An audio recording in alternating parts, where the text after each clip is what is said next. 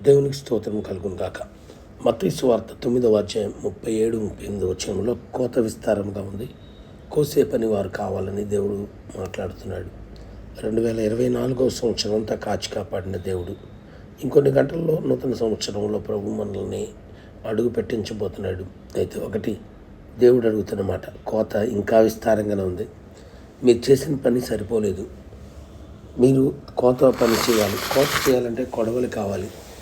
కోత పని చేయాలంటే పంట దగ్గరికి వెళ్ళాలి, పొలంలో దిగబడాలి, పొలంలో కూర్చోవాలి, పొలంలో పని చేయాలి. పొలము లోకానికి సాదృశ్యంగా ఉంది, పంట ఆత్మలకు సాదృశ్యంగా ఉంది, కొడవలి సువార్తకు సాదృశ్యంగా ఉంది. నడుము కట్టుకొని పొలంలోకి దిగి సాయంత్రం కల్లా పంటను కోసే పనివారు కావాలి.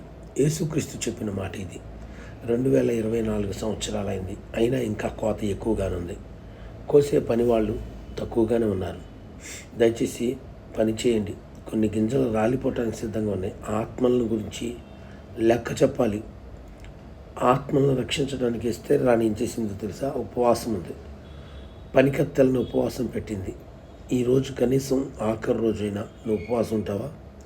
120 సంస్థానాల కోసం యూదుల కొరకు ఉపవాసం ఉండి ఉపవాసం పెట్టింది. మరి నువ్వు కోత కోసే సేవకులు కావాలి. కోత కోసే సేవకులు కావాలని ప్రార్థన చేసే వ్యక్తిగా నువ్వు ఉండాలి. కొడవలి పట్టుకొని నడుము కట్టుకొని పొలంలోకి దిగితే సాయంత్రం కల్లా పంటను కోసి బయటకు తీసుకొచ్చే రోషం కలిగిన సేవకులు కావాలి. ఆలోచించండి ప్రియదేవుని బిడ్డలారా. పాలకుల కొరకు, కడవరి వర్షం కొరకు, కోసే పనివారి కొరకు ప్రార్థించాలి. ఎఫెసీయులకు రాసిన పత్రిక 6, 19, 20 వచనాల ప్రకారం దైవజనుల కొరకు ప్రార్థించాలి. దేవుని సన్నిధిలో ప్రార్థించే వారిగా ఉండాలి. పేతురు లాంటి వాళ్ళు చెరసాల్లో ఉన్నారు. పేతురు లాంటి వాళ్ళు చెరసాల్లో ఉన్నప్పుడు అపోస్తలుల కార్యములు 12వ అధ్యాయంలో ఏం జరిగింది?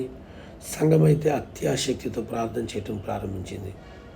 ఎంతవరకు? పేతురు విడుదల పొంది వచ్చి తలుపు తట్టుచుంటే ఆ శబ్దాన్ని పట్టించుకోనంతగా, వినపడనంతగా ప్రార్థన చేస్తున్నారు. వావ్, ఎంత అద్భుతమైన విషయం! ఒక సేవకుడు పడిపోతే 100 మంది పడిపోయినట్టే. ఒక విశ్వాసి పడిపోతే అనేక మంది కుటుంబం పడిపోయినట్టే. ఎంతమంది పడిపోతున్నారు? వాళ్ళ కోసం ప్రార్థించండి. ఎంతమంది దైవజనులు హింసించబడుతున్నారు, చంపబడుతున్నారు? ఎలా ప్రార్థించాలి? పూర్ణమైన పట్టుదల కలిగి ప్రార్థించండి. 2వ రాజుల గ్రంథం 19:4 వచనంలో నిలిచిన శేషం కొరకు ప్రార్థించను అంటాడు. నిలిచిన శేషం అంటే మిగిలింది కొంతమంది.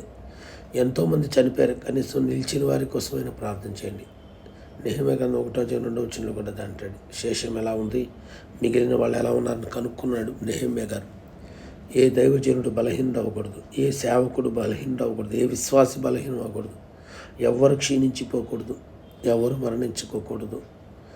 దొంగ ప్రవక్తలు తగ్గిపోవాలి, దొంగ సేవకులు మారాలి, నిత్యము సువార్తనే వైరాగ్యంగా పెట్టుకునేవారు లేవాలి. ప్రార్థించండి. నిలిచిన శేషం కొరకు మనం ఎక్కువ ప్రార్థించాలి. అంతకుమించి మన శత్రువుల కొరకు కూడా మనం ప్రార్థించాలి.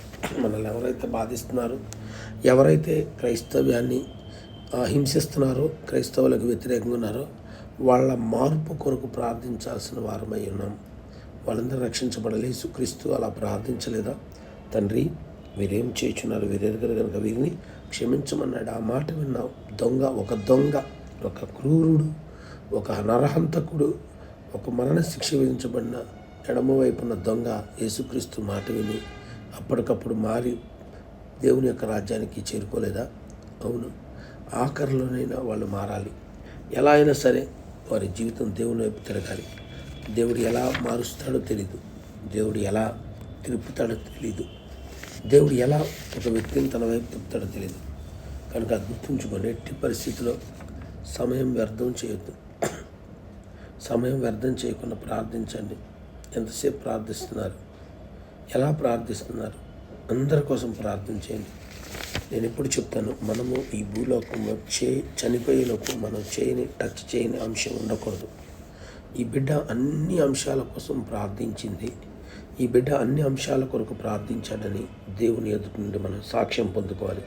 లేండి, ప్రార్థించండి. ఒక ఉజ్జీవాన్ని పట్టుకోండి, ప్రార్థన చేద్దాం. కొడవలి అనే సువార్తను పట్టుకొని పంట అనే ఆత్మల్లోనూ లోకమనే పొలంలోనికి పోయి కోసి సాయంత్రం కల్లా పంటను కోసి బయటకు తీసుకొచ్చే మిషనరీలు లేవాలి, సేవకులు కావాలని ప్రార్థన చేద్దాం. ప్రార్థన.